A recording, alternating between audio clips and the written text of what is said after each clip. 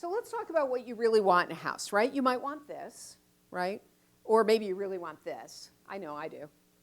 I'm ready. The last time we redid our kitchen was 20 years ago. I can't even believe that. It's been 20 years. And our kitchen doesn't look anything like that. But the point of what I want you to do here is to create, and I talk about this in the book, a wish list and a reality check. Wish list is everything you've ever wanted in a house, right? It's the school district. It's distance to work and family and house of worship and amenities. It's what you want the house to look like inside, how big you want it to be, how big the yard you want, or maybe you don't want a yard. Maybe you want a condo.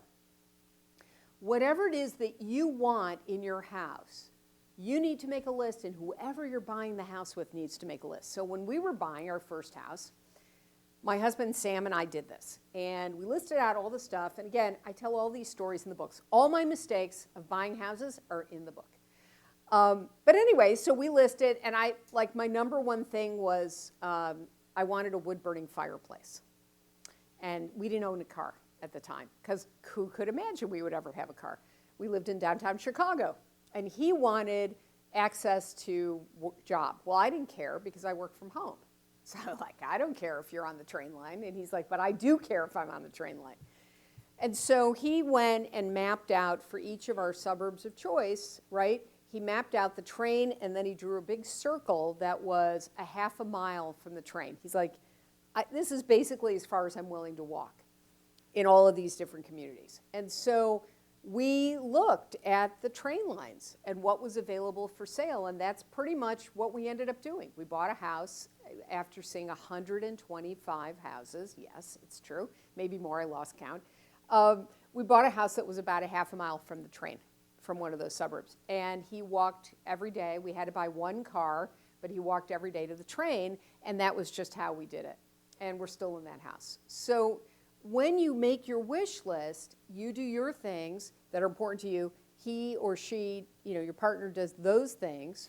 And then you come together, generally over something alcoholic, and you work it out. And there's compromises even there, right? Because you can't get everything you want. And then you mash it together, create one list that a real estate agent can then look at and help you find a house that meets those needs. So bedrooms, bathrooms, you want a home office? Do you need more storage, yard, children, pets? It's all about what's important to you. And then the flip side of it, of course, is what you can't live without, right? So I call this in the book the reality check, because it's great to list everything you want, but if you don't understand what lifestyle trade-offs you're willing to make, so for example, you want 4 bedrooms, you must have 3. You want 4 bathrooms, you must have 2. Right? You want to have 3-car garage, but you absolutely have to have 2-car garage.